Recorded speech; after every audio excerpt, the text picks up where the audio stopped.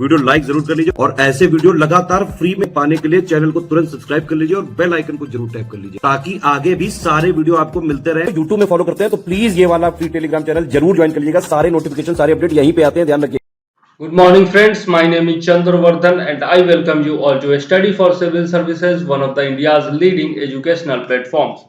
दोस्तों, हम लोग बिहार का परिचय देख रहे थे। 3 वीडियोज हम लोग देख चुके हैं जिसमें हम लोगों ने बिहार के डिवीजन, सब डिवीजन और बेसिक जानकारियां जितनी भी होती है, जितने भी सीमावर्ती जिले हैं, कौन कौन से स्टेट को टच करते हैं, यह सब हम लोग देख चुके थे। अब ये हमारे कुछ नंबर्स है जहां से आप पेड ग्रुप से ज्वाइन कर सकते हैं, तो जरूर जुड़िए।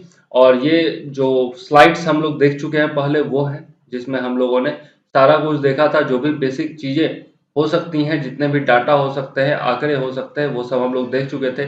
नेपाल, उत्तर प्रदेश, पश्चिम बंगाल और झारखंड को टच करने वाले जिलों के बारे में भी हम लोगों ने देख लिया था। आज थोड़ा देख लेते हैं बिहार के डिविजन्स, हेडक्वार्टर्स और उनमें जो डिस्ट्रिक्ट्स हैं उनके बारे में। तो चलिए देखते हैं। सबसे पहला जो डिवीजन है वो है तिरहुत प्रमंडल।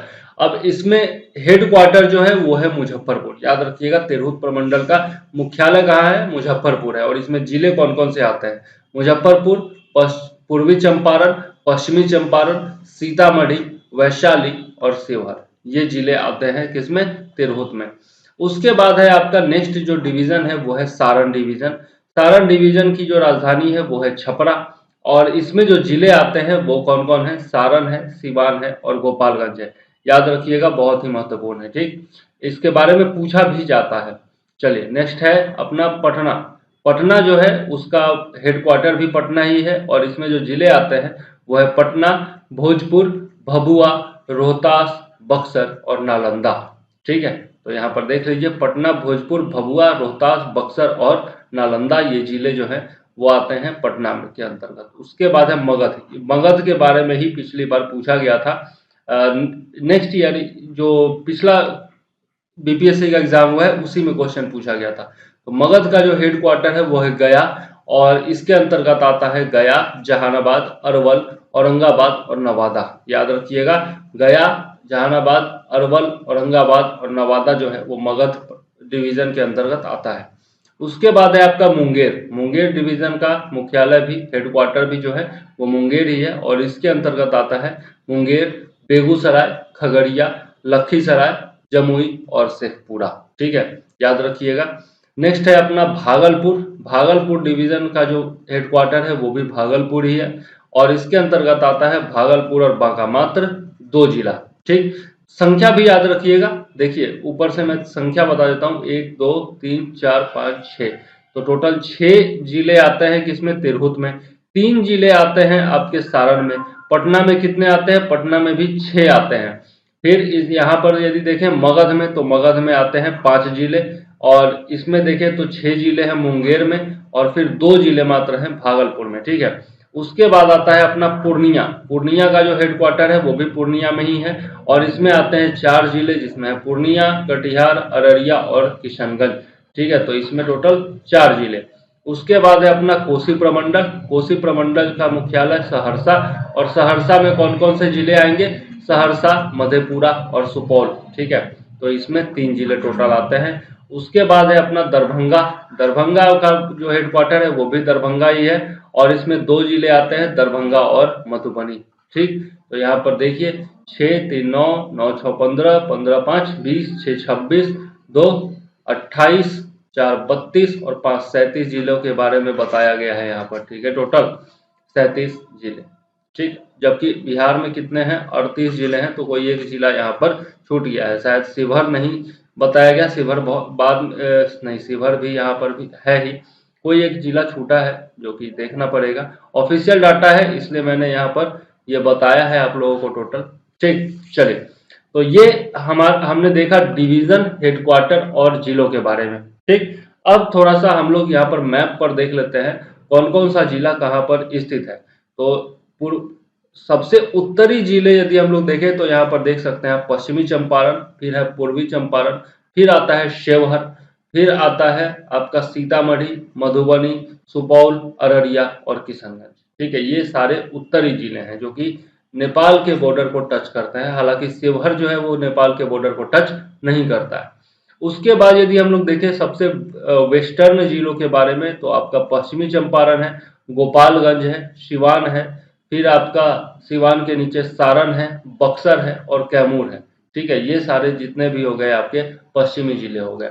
उसके बाद यदि हम लोग दक्षिणी जिलों की बात करें तो कैमूर है, रोहतास है, औरंगाबाद, गया, नवादा, जमुई, बांका, ये सारे जो जिले हैं आपके वो दक्षिणी जिले हो गए।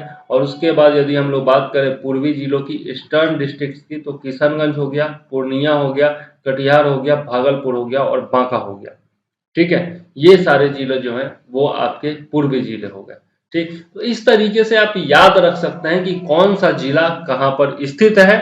ठीक है, और एक तरह का मैं आपको सजेस्ट करूंगा एग्जाम में जाने से पहले क्या करिए, बिहार के मैप को पूरी तरह से रट लीजिए और उसके लिए क्या कीजिए कि ब्लैंक मैप जो है वो आप मार्केट से ले लीजिए बिहार का। ठीक है, जिसमें केवल ये बॉर्डर बना हुआ हो, ये डिस्ट्रिक्ट्स का बॉर्डर बना हुआ हो, इस तरह का ले लीजिए, या फिर आप गूगल से डाउनलोड करके और वहां से फिर जो है आप प्रिंट आउट निकलवा लीजिए, 20-25 निकलवा लीजिए और फिर 2-3 बार ना देख करके और तब लिखने का प्रयास कीजिए। ठीक है, जो बॉर्डर्स बने हुए हैं उनके बीच में जिलों के नाम लिखिए। ठीक, और जब आप 2-3 बार देख करके लिख लेंगे, उसके बाद बिना देखे हुए लिखने का प्रयास करिए। आप यकीन मानिए 5वीं बार में, 6ठी बार में आप बिना देखे हुए ही पूरा का पूरा जिला लिख पाएंगे।